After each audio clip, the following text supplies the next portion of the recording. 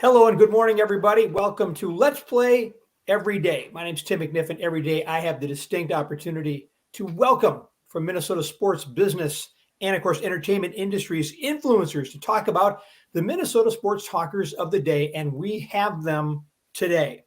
Let's Play Every Day, sponsored by our wonderful friends at Northern Lids Custom Patch and Knit Hats. And I said this yesterday, I'll just repeat it again. Show of hands, do you have a head? Okay, everybody has a head. Yeah, yep. So you need a hat. Darrell, don't start. I know you want a hat, and so you need a Northern Lids hat. Go to northernlids.com. You will find them there. And yes, I'm still working on getting you guys Northern Lids because Nick Gross is the absolute best. They're not in the mail, but they're going to be in the mail soon. Okay, Tyler Forness with us this morning. Tyler creates content for NBC, The Vikings Wire, The Daily Norseman, Climb the Pocket, 6 or 7 more. Don't know how he does it, but he does. Heather Rule, an author, freelance journalist whose content has been featured in MN Hockey Mag, Redline Sport, Breakdown USA, Sports Engine, and the Star Tribune, among others.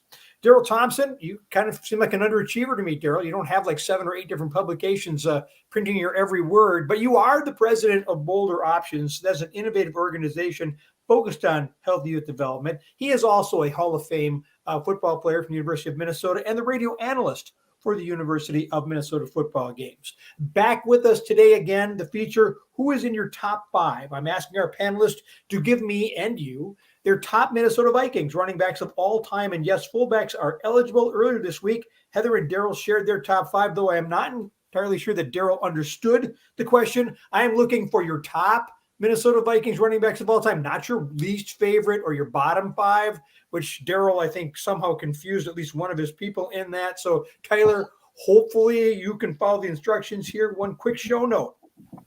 Tomorrow morning, we're going to be joined by Minnesota President Matt Maka. He's going to join us and be live for the entire half hour. So tune in again tomorrow and get up close and personal with Minnesota Wild team president Matt Maka here on Let's Play Every Day. It was announced yesterday that the University of Minnesota had extended the contract of head football coach PJ Fleck through the 2028 season. The 7-year, $35 million contract adds 2 years to Fleck's last deal in 2019 and includes an average salary of $5 million. DT, you played for the Gophers. You're in the school's Hall of Fame. You're the radio analyst for the football games. You are as close to this program as anyone who's not directly involved with the program can be. How significant is this move? Well, I think it's significant, and it's also a tool. You know, we're trying to change something that's been like fractured and broken and beat down for, almost 40 years. And I think that Coach Fleck, and we mentioned it and we probably talk about it later on, but the best coach we've had like exteriorly since Lou Holtz was here. I mean, you need someone that's got to drum up support, make people be, in the seats and motivate a team to be successful on the field. And I feel like Coach Fleck is that. So yeah, he's worth it. It's a weird thing. It's hard for any person to fathom $5 million, even if a person makes good money. You're like $5 million is odd, but that's what a head coach gets. A head football coach gets. Nick Saban gets a ton more than that, and a lot of other coaches do as well. So I think it was a good move. Yeah, it puts him in the middle of the pack. Tyler, you're a man who loves X's and O's, but PJ's a lot more than that. He's big on culture, and he's been pretty good at recruiting. Fleck now stands 5th in pay among his Big Ten coaching peers. In your opinion, is this money well spent? It absolutely is. And I think Darrell kind of hit the nail on the head talking about the fact that this program has been fractured since Lou Holtz. And when you have a guy that comes in and has been able to have the success that PJ has, and, he's not for everybody. He's not everybody's cup of tea. Sometimes he's a little too duckies and bunnies, but he's done a fantastic job with the program. He's getting the highest ranked recruits that this program has ever seen. He's had massive success, even with some of the failures. And when you talk about an extension, the reason why you give him an extension is 1, the success. 2, you up that buyout. There are 2 very high profile jobs open right now in LSU and USC. If you don't give him that buyout, it makes it a lot easier for him to leave. Now that buyout is going to shrink less and less, unlike it did with the 2019 extension, which went from like $5 million to like $125K after 2020. So it's about taking care of your program. He's doing great things with those young men. And eventually we're going to start seeing close to 5-star recruits come in here at this trajectory. And that's when you're really going to see this Gopher program take off to another stratosphere. I love the sound of that. The part of the job that no one talks about is that this football team's collective GPA is at an all-time high. The players do service projects in the community, and it has been a while, but knock on wood, they haven't been in trouble. There's been no Gophers with the scrapes with other students or with the law. Heather, your thoughts on PJ Fleck's extension? I'm definitely one of those people that cringes at the word culture used all the time, but I've seen what he's been able to do with the program. 2019 was just such a successful season, and there were a lot of wins that year that it just felt different about the Gopher program. So I think it's a good thing. They've had a good season this year, minus the Bowling Green game, which we're going to keep bringing up. But, especially with the running backs, just keep going down right and left. And, they're still doing well and at the top of the West. And I mean, you look at his record and what he's done since he's been here. I think it's good. And like, DT talked about with the, finding some, something that they haven't had since Lou Holtz. And, I think that's a good thing. The pessimistic side of me with contract extensions is always a little nervous, because you always, think down the road, well, how many times are there buyouts? Because, they end up firing a guy or whatever when things go south, and he doesn't end up going the whole term of the extension. But, I think right now this is a good move. So Hayden Fry arrived in Iowa City in 1979, and the Hawkeyes have never looked back. In 1990, Barry Alvarez arrives in Madison. Look where the Badgers are now. For years, I have been praying for that guy. I thought we had him briefly in Lou Holtz. He decided the grass was greener elsewhere and left. And then, of course, we had Glenn Mason, and Mason got him close. But ultimately, they didn't go with that either. Darrell, this is a tough job. And we talk about culture. You said fractured. A week ago, it's been fractured since maybe back to Bernie Bierman or Murray Warmath. So you played there, and you know how difficult it is to get inside and outside, everybody going in the same direction. Is this the right guy in the right place at the right time? Well, I think it is, and I think it's difficult. You look at what, and they didn't call it culture back then. So, and it was different, with what Hayden Fry did. Hayden Fry changed the colors of the team. He changed, he painted the locker room. He had all these little kind of funny things. Some you wouldn't get away with anymore, but I mean, he got away with them. He was fun. He was successful. Also was a tremendous recruiter. One of the favorite people that recruited me was Hayden Fry, and I think that, we had a similar piece with Barry Alvarez. He was a brass tacks, bare knuckles type of coach that came into Wisconsin, and from the referees that he challenged to the local media that he challenged, said, we're not going to be the old Wisconsin doormat. He told that to the referees. I remember overhearing it on the sideline and hearing it from players like, we're not going to roll over and just take your crappy calls. And he didn't say crappy calls to the referees. So he changed the way that Wisconsin was viewed, just like Hayden Fry did. And I feel like, Coach Fleck can do the same thing. And I think he's got a really good shot at being able to do it. I think he's going to be here for hopefully the long haul. Fingers crossed. When the Timberwolves reported for training camp, the mantra was they were going to be better defensively this season. Well, we're a few weeks in now, and aside from a few sporadic spurts, they look a lot like the Timberwolves of old, and other teams are having their way with them. Latest case in point, the Wolves fall 126-115 to the Clippers last night. Tyler, it seemed like the Clippers were never in danger, because every time they needed a big shot, and sometimes when they even didn't need a big shot, they hit it. I mean, everything went in. How did the Wolves turn this thing around, and are they even capable of doing it? And I'm not talking just before the rematch on Friday. Big picture. Big picture, they absolutely are. And I think you saw flashes of that early in the season when they won their first couple games. And then when they went into Milwaukee and beat the Bucks, and they controlled that game from start to finish. I think the biggest problem you're going to see here with the Timberwolves is kind of the same with the Gophers. It's a fractured culture right now. It is a losing mentality. They have had one decent season since Kevin Garnett left in, I think it was 2006, 2007. And ever since then, it's been a very, very tough place to play. There has been no success. There's been multiple seasons of upwards of 60 losses. Like when you have that kind of culture, it's hard to really rebound from that. And Chris Finch has them on the right track. But the biggest thing that they have to worry about is they have to be consistent. Where was that team that played against the Bucks? Where was that team that absolutely dominated the Rockets and made them look like a JV team? That in order for the Wolves to really take that next step, consistency has to be the factor. And I think they'll get it, but we're going to see growing pains along the way. Well, or else we're seeing consistency in the wrong way. I'm not sure, if we're seeing the negative consistency or not. The Clippers, all credit goes to them. They shot 60% from the field, 58% beyond the three-point stripe, including an amazing 17 for 20 in a 45-point third quarter. Heather, we were talking the other day when you were on, like how Minnesota is that? I mean, how Minnesota is that the Clippers come in and shoot the lights out in record fashion? Yeah, that's pretty standard Minnesota playbook. Although to me, what was maybe a little more disappointing was the fourth quarter, because the Clippers hit everything in the third, had this amazing run. The Wolves got back within, I don't know if it was 4 or 5 points, something manageable. They kind of were taking some momentum back in the fourth quarter last night and had a chance to maybe get the lead back or, toward the end. And they just kind of let that slip away.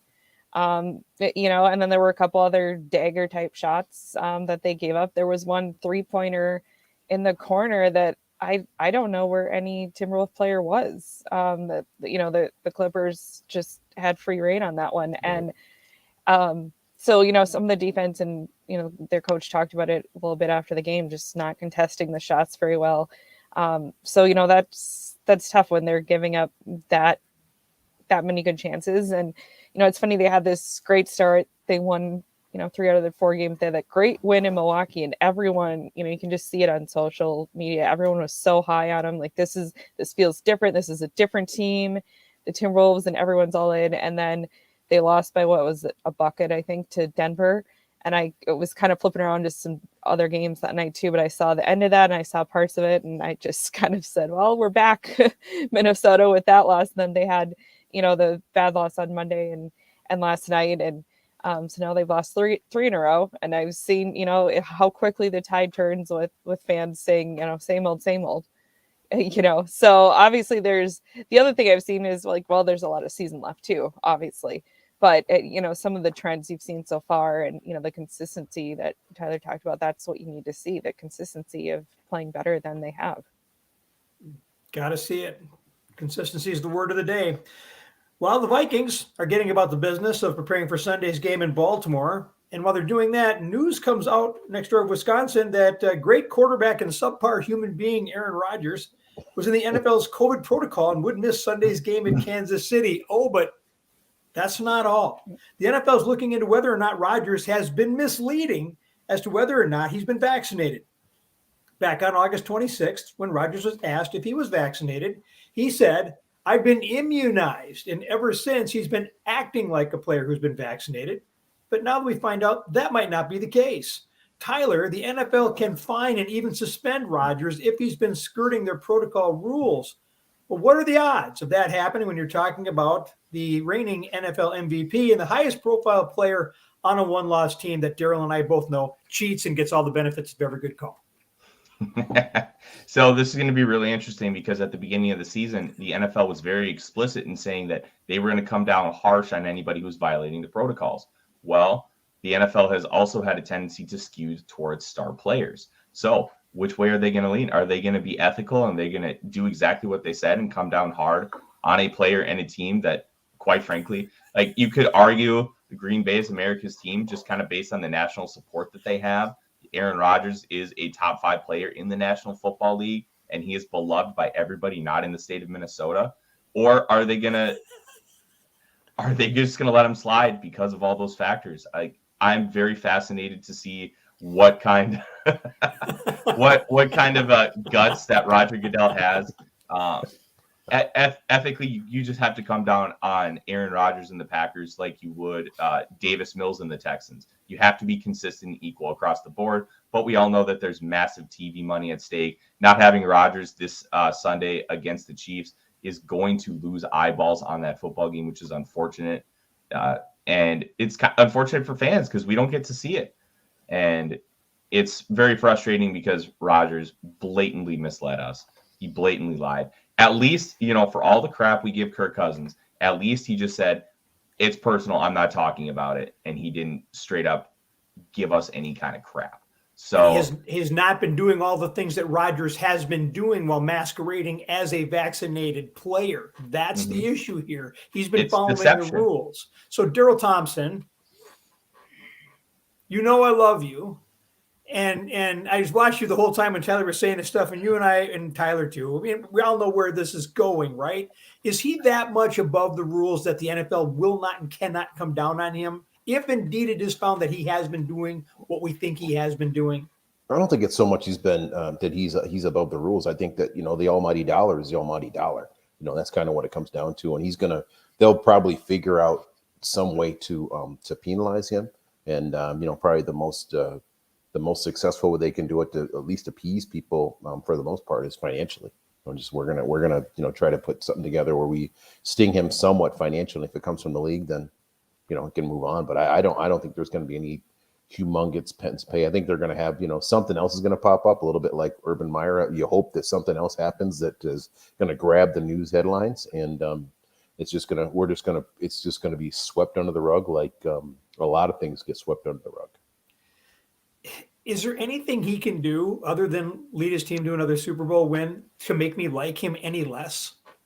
Well, Tim, it's hard when when you look east and you see all that success, and you come to the west side and the purple people eaters people are still frustrated. So it's gonna take a while. I felt bad, especially when Daniel Hunter went down last week, and I was like, oh my goodness, because the Vikings, he's just starting. He's such a big piece of the what hurt them last year. I think he and Barr hurt the Vikings, not hurt, but it was a lot to not have those two men playing for the defense. So we're jumping all the way to the Vikings from the Packers. But yeah, you'll be all right. You'll be fine. You'll be back probably in a week. Dust under the rug. Yeah, and I skipped right over the Vikings to get to this story because I don't even know if I want to talk about them. But Tyler, you sent me a message earlier this week and you said, I can't wait to talk to you about this. So where were you on Sunday night, and where are you with this Vikings team going forward? Burn it down. Burn it down. Set fire to this metaphorical team and start over. Yes. I'm talking like trade everybody worth anything that's on a second contract. Get rid of Mike Zimmer. I just released a piece for the Vikings where I'm talking about 4 head coaching candidates I think that they should be looking at yesterday. Like, it's over. You tried the Kirk Cousins experiment, and I think in 2018 that was 100% the right call. You really felt that you were an improvement at quarterback away with what you were bringing back with that team. It didn't work. It didn't work. Mike Zimmer's tenure has run its course. He changed this franchise for the better, but he isn't moving them forward anymore. And at that point is when you need to understand that it's done. Spielman, you can argue for or against. I would recommend keeping him because, hold on, Tim, you don't want to replace your GM, your quarterback, and your head coach all in the same year. You're likely to get one of the 3 right. Spielman is a quality general manager. Look at the 2020 draft class and what it's brought us. Justin Jefferson, Ezra Cleveland, and KJ Osborne, 3 really, really good players. All right. And we're talking starters for this team moving forward. It's you have to end it, but the Wilfs will not fire him during the season unless there's something like insubordination, like Brad Childress cutting Randy Moss in 2010. And they'll fire him on the way off the field like they did Mike Tice in 2005, but they won't fire him during the season. It's over. It needs to be done. Okay, I don't want to get into a knife fight with you when it comes to NFL draft because I know I will lose, but there is a false narrative where the Vikings get credit for drafting Justin Jefferson. It's a false narrative because what happened was, a la Randy Moss, a really talented player dropped into our lap because other people bleeped up, especially Rosen at the Philadelphia Eagles. They needed a wide receiver. They had their choice. They took the wrong guy. No way Jefferson should drop into the Vikings' lap. They had no other choice. I could take 7 out of 10 people on the street and cross names off a list, and they would have selected Justin Jefferson in that position. I just don't believe that Spielman gets credit for that one, or he should get credit for that one. And this constant, changing to go trade back. He hit on one. I would give full credit. The slot receiver has turned out KJ Osborne way better than I ever anticipated from year 1 to year 2. I did not see that coming, and I'm thrilled that he has been that player. But for as many times as he's done it, the rewards don't equal it. And look what Dallas did in one draft, retooled their entire defense to where they're now a contender. And I'm like, I am done. I'm done with Rick Spielman. And I go back to, Dennis Green. When Dennis Green came on board, I didn't see that Vikings team doing anything that year. And Denny Green took the Vikings, and I have to go back and look at the exact numbers, but I mean, they turned around in basically 1 year. So I know it can be done. I agree. Zimmer's gone. Spielman is Batman, and Zimmer is Robin. You can't get Robin and keep Batman. I'm gonna have to disagree with you a little bit here, Tim. Even though Jefferson fell into his lap, he still pulled the trigger. He still took him, and he still didn't hesitate. I think it's a little bit of both. He obviously didn't try to move up for Jefferson, but he still took him when he needed to. And I'll be honest, I wouldn't have taken Jefferson in that spot. Really? Yeah, I liked the New York Jets wide receiver Denzel Mims more than Jefferson, and I still believe in Denzel Mims, but even though it has not gone well. Denzel Mims had the same athletic profile as Julio Jones, had the same body type, and I thought he had a chance to develop into that type of player, and it hasn't happened yet. Talk about a New York Jets. I mean, you talk about an organization that's in just. I mean, they haven't done anything since Joe Namath. I mean, so the Purple People Eaters are way ahead of the. They did make 2 AFC title games in the late 2000s, back to back, with good old Mark Sanchez. Mark Sanchez. Yep. Yeah. Still, it's been a really rough road. I mean, they made the '98 AFC Championship game with Vinny Testaverde as their quarterback. But other than those blip years, and that's the same thing we talk about with the Vikings, other than the blip years, when are you relevant? Yeah, they haven't. And I feel like the Jets are on that trajectory to get there, and we need to get to a point where we need to start over and try and get back up. Heather, if you feel like Rick Spielman should go, feel free to pipe in. If you feel he should stay, then don't say anything. No. I don't know. I'm not really a big fan. I feel like something has to change, and it's not just the coach necessarily. The coach is always the easy answer to fire the coach, but I don't know. It feels bigger than that to me. I love you. All right, let's talk about baseball. That's I know you know a lot about that. Braves win the World Series. Eddie Rosario gets the ring. If you could go and do the Twins offseason over again, does Rosario stay and Kepler leave, or are you okay with what the Twins ultimately decided to do? I'm fine with it. I was fine with it at the time. I think,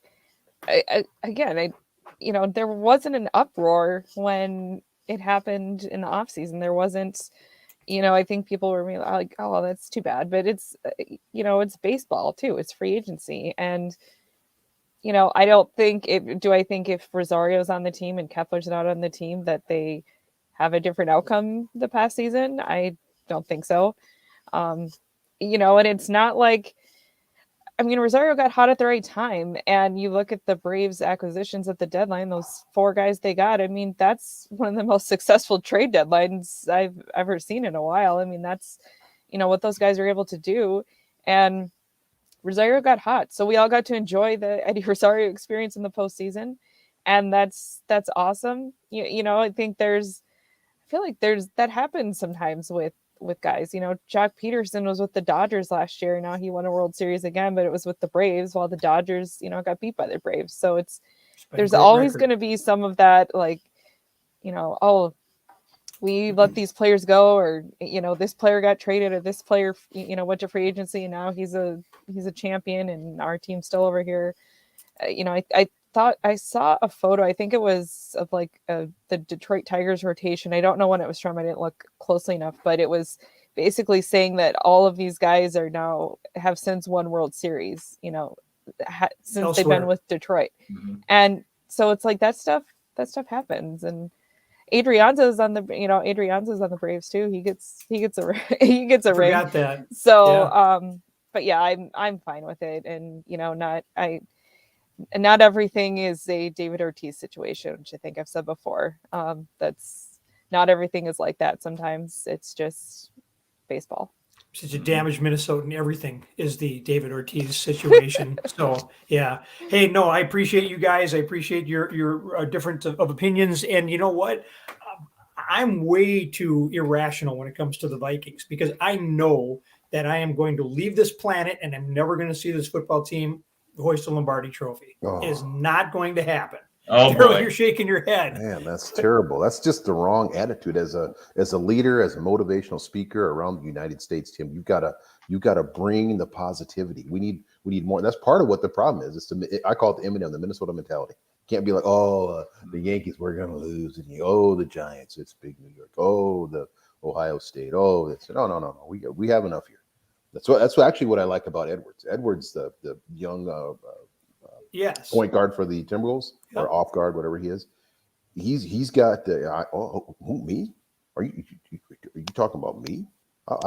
Confidence is king. That kid, young man has confidence, and you don't get anywhere in life without confidence. So we need to shake the Minnesota mentality. Tim, we're gonna shake it off, and we're gonna get a rolling here. I love the thought of it, but I don't think it begins with Spielman. I just Zimmer, I'm done. Spielman, I'm done. So I'll keep reading Tyler's stuff and I'll keep trying to. The flag's up on the hill. I haven't taken down the Vikings flag. It's not coming down. It's painful, but that's part of the thing. The things you love in life don't always love you back, right? Mm-hmm. There you go. All right, you guys. Tyler, you mentioned your piece. Where can people find your story? You can find it on the Vikings Wire, part of USA Today. I also have it on my Twitter profile at The Real Forno. Very fun to write, just talking about 4 head coaching candidates. And then the 5th one, I'm thinking about adding Mr. T on there because that's a culture change. And I almost missed this. I did ask you, Darrell and Heather gave their top 5 Vikings running backs. Here's your top 5 list. You want to go through it quick for us? Absolutely. Oh, yeah. Go ahead. Adrian Peterson at 1 is just obvious. Chuck Foreman was fantastic, even though it was for such a short time. If he would have played a few more years, we're talking Hall of Famer there. Robert Smith is probably the most underappreciated Vikings running back on this list. He was so good, but then retired early because he wanted to pursue a medical degree, and now he is, I believe, doing Fox games for college football. Dalvin Cook, number 4, self-explanatory. But 5 was interesting because there really isn't a clear-cut 5th best running back in Vikings history. Talked about Bill Brown, talked about Darren Nelson, but I gave it to Mo Williams because Mo Williams was a very unheralded, underappreciated player. If you remember the Randy Moss Hail Mary lateral, went to Mo Williams. He was just a stalwart player, great special teamer, could do everything for you, and did it at a pretty high level. He just never got the opportunity to be that lead guy. And that I ended up putting him at 5. He was just one of my favorite Vikings. Yeah, no, it's a great call. His name, we've had Leroy Horde thrown out there, Ricky Young thrown out there, Teddy Brown. It's great to see Mo Williams' name put up. It's a great take. Heather, what's going on with you? Still working on some of those magazine stories I've had going on, putting that together for 2022 edition for Ottertail County. Hoping to get back out to some prep stuff soon. All right. And DT, what are you and Mr. T up to?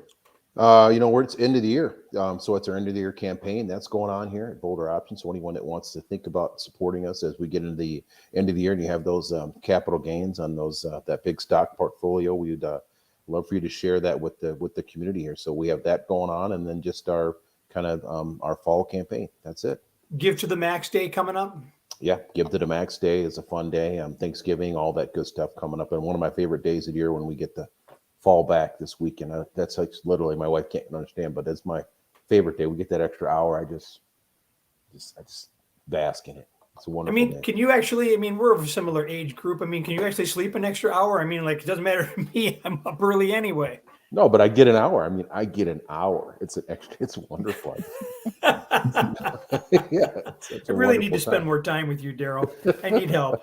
Okay. Hey, you guys, thanks very much. A reminder, tomorrow morning on this program, we do have Minnesota Wild President Matt Maka coming in to spend the half hour with us, a special top 5 list specifically for Matt. And he's going to answer our questions. And if you have any questions or comments, you can send them to us and we'll try to relay those to Matt as time allows.